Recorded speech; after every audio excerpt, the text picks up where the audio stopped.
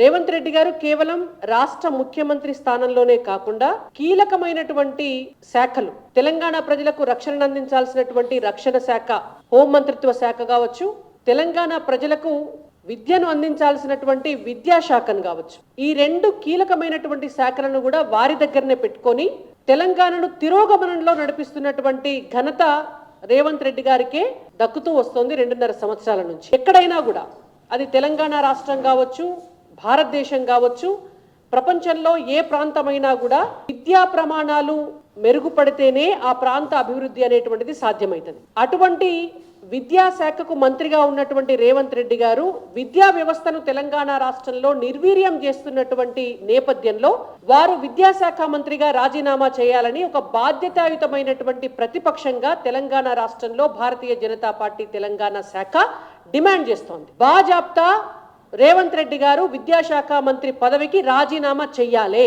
ఎందుకు చెయ్యాలి అంటే, వారు విద్యాశాఖ మంత్రిగా బాధ్యతలు తీసుకున్న తర్వాత ఈ తెలంగాణ రాష్ట్రంలో ఇంటర్మీడియట్ తర్వాత చదువుకుంటున్నటువంటి డిగ్రీ కోర్సులు కావచ్చు, పాలిటెక్నిక్ కోర్సు కావచ్చు, నర్సింగ్ కోర్సులు కావచ్చు, ఐటీఐ కావచ్చు, ఇంజనీరింగ్ కావచ్చు, మెడిసిన్ కావచ్చు, డిఎడ్ కావచ్చు, అగ్రికల్చర్ బిఎస్సి కావచ్చు, ఎనీ కోర్స్, ఏ కోర్స్ అయినా కూడా చదువుకుంటున్నటువంటి విద్యార్థులు దాదాపు ఈ 2.5 సంవత్సరాల కాలంలో డిగ్రీలు పూర్తి చేసుకున్నటువంటి వాళ్ళు 20 లక్షల మంది ఉంటే 20 లక్షల మందికి ఫీజు రియంబర్స్మెంట్ ద్వారా ప్రభుత్వం ఆయా కాలేజీ యాజమాన్యాలకు చెల్లించాల్సినటువంటి డబ్బు చెల్లించకపోతే సర్టిఫికెట్లు లేక రోడ్డు మీద ఉన్నారు. తెలంగాణ రాష్ట్రంలో 20 లక్షల మంది విద్యార్థులను కోర్సులు పూర్తి చేసుకున్న తర్వాత ఉన్నత విద్యలోకి వెళ్లి జాయిన్ అవ్వకుండా, ఎక్కడన్నా నౌకరు వస్తే నౌకరు చేసుకోకుండా, చేతిలో సర్టిఫికెట్లు ఇవ్వకుండా రోడ్డు మీద నిలబెట్టినటువంటి విద్యాశాఖ మంత్రి రేవంత్ రెడ్డి గారు.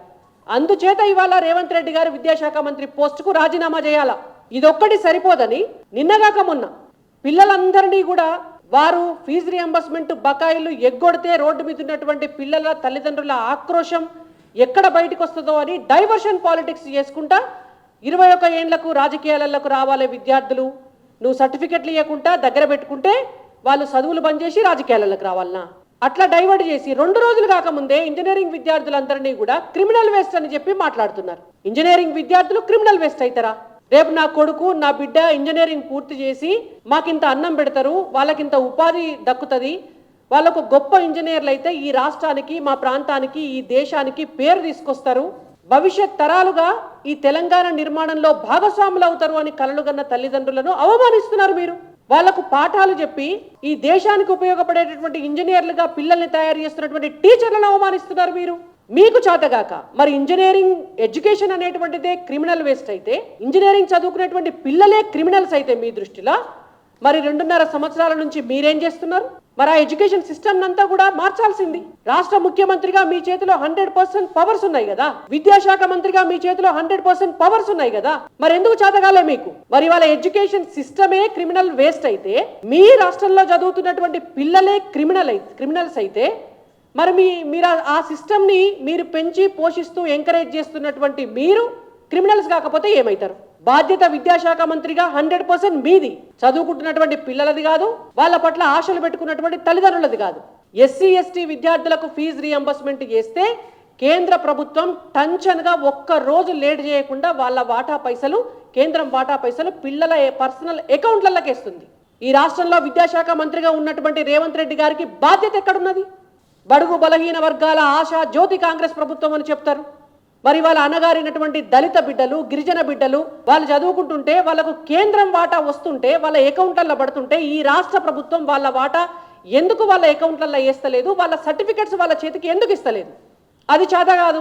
తెల్లారులేస్తే నరేంద్ర మోడీ గారిని తిట్టాలి, తెల్లారులేస్తే పిల్లలను రాజకీయాలకు రమ్మని రెచ్చగొట్టాలి, చదువు రాదు, గడిది గుడ్డు రాదు, వచ్చిరాని 4 ఇంగ్లీష్ ముక్కలు నేర్చుకోవాలి, ఇష్టం వచ్చినది మాట్లాడాలి. ఏమనంటే నాకు హిట్లర్ని నేను ఆయననే తీసుకుంటా, ఆయనను చూసి నేను అడ్మైర్ అయినా, హిట్లర్ లెక్క నేను పరిపాలిస్తా అంటే నియంతలు గట్లనే పరిపాలిస్తారు. నియంతల పరిపాలనలో ఎవరికి చదువు ఉండొద్దు, ఎవరికి ఉపాధి ఉండొద్దు, ఎవడు బతికి బట్టగట్టద్దు, ఎవరికి తన తెలివి వస్తే వాళ్ళు ప్రశ్నిస్తారు, ఎల్లకాలం మేమే ఉండాలి అనుకునేటువంటి పరిపాలనించాలనేటువంటి ఉద్దేశం ఉన్న నియంతలే ఇట్లా పరిపాలిస్తారు. కనీసం పాఠశాల విద్యను కూడా మెరుగుపరచలేనటువంటి దయనీయమైనటువంటి పరిస్థితిలో ఉన్నారు విద్యాశాఖ మంత్రిగా రేవంత్ రెడ్డి గారు. తెలంగాణ రాష్ట్రంలో ఉన్నటువంటి రెవెన్యూ జిల్లాలు 33 ఉన్నాయి. 33 జిల్లాలుంటే సిగ్గుమోతది చెప్పుకుంటే 24 జిల్లాలకు డిఈఓలు ఉండరా? 24 జిల్లాలకు డిఈఓలు ఉండరా? 500 పైచిలకు మండలాలకు ఎంఈఓలు ఉండరా? స్కూళ్ళల్లో టాయిలెట్ ఫెసిలిటీస్ ఉండయా? మౌలిక వసతులు ఉండయా? మీరు చెప్పినటువంటి యంగ్ ఇండియా స్కూల్స్ ఎక్కడ ఓపెన్ అయినాయి తెలంగాణ రాష్ట్రంలో? ఎక్కడ ఓపెన్ అయినాయి తెలంగాణ రాష్ట్రంలో? పోనీ స్కూల్ ఎడ్యుకేషన్ ఇట్లా పడిపోయింది. హైయర్ ఎడ్యుకేషన్ ఏమన్నా మీరు బాగుపరిచిండ్రా? ఇంటర్మీడియట్ విద్యార్థులకు స్కాలర్షిప్ ఇవ్వాలి. ఒక్కొక్క విద్యార్థికి 2000 రూపాయలే. ఈ 2.5 సంవత్సరాల నుంచి ఇంటర్మీడియట్ పాస్ అయిన ఏ విద్యార్థికైనా 2000 రూపాయలు ఈ రాష్ట్ర ప్రభుత్వం ఇచ్చిందా అని మేము అడుగుతున్నాం. కనీసం ఒక 2000 రూపాయల స్కాలర్షిప్ కూడా ఇవ్వలేని విద్యాశాఖ మంత్రి ఆ పోస్టులో ఎందుకు ఉండాలి అని అడుగుతున్నాం మేము. దాదాపు 14 లక్షల మంది ఇంటర్ విద్యార్థులు ఉంటారు తెలంగాణ రాష్ట్రంలో. మనిషికి 2000 రూపాయలు స్కాలర్షిప్ ఇస్తే వాళ్ళు పుస్తకాల సంచి కొనుక్కుంటారో, లేకపోతే పెన్నులు కొనుక్కుంటారో, చెప్పులు కొనుక్కుంటారో, పేద విద్యార్థులు కాలేజీకి పోయేటప్పుడు వాళ్ళకు ఉపయోగపడతాయి. గవి కూడా చేయలేని దౌర్భాగ్యమైనటువంటి పరిస్థితిలో ఉన్నవా నువ్వు? మొత్తం ఉస్మానియా యూనివర్సిటీకి పోయి 100 ముచ్చట్లు చెప్పొచ్చిండు. 100 సంవత్సరాల యూనివర్సిటీ, నేను ఇది చేస్తా, నేను అది చేస్తా, 1000 కోట్లు ఇస్తా, 2000 కోట్లు ఇస్తా, నా అంత గొప్పోడే లేడని రేవంత్ రెడ్డి గారు. ఉస్మానియా యూనివర్సిటీలో 1258 పోస్టులలో 950 పోస్టులు ఖాళీ ఉన్నాయి. ఇంత గలీజ్ పరిస్థితి ఈ దేశంలో ఎక్కడ కూడా ఉండి ఉండదు. 100 ఏళ్ల చరిత్ర కలిగినటువంటి ఉస్మానియా యూనివర్సిటీలో 1258 శాంక్షన్డ్ పోస్టులు ఉంటే 950 పోస్టులు ఖాళీ ఉన్నాయి. ఇక మీరు దేశాన్ని ఉద్ధరిస్తారు. ఇంకా మేము జెన్జీలను ఎంకరేజ్ చేస్తాం, మేము ఇది చేస్తాం, మేము అది చేస్తాం, దేశ ప్రధాని రాజీనామా చేయాలి, లేకపోతే దేశంలో ఉన్నటువంటి విద్యాశాఖ మంత్రి రాజీనామా చేయాలి. సందు దొరికితే పోయి ఇష్టం వచ్చిన లెక్చర్లు దంచుతారు. ఇక్కడ లెక్చరర్లను నియమించాల్సినటువంటి బాధ్యతను మర్చిపోతారు. 16 యూనివర్సిటీలు ఉన్నాయి తెలంగాణలో.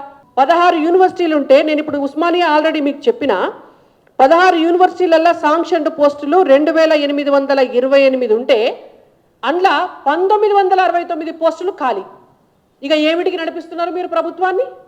ఏమిటికున్నారు రేవంత్ రెడ్డి గారు విద్యాశాఖ మంత్రిగా? ఎవరిని బాగుపరుస్తున్నారు మీరు?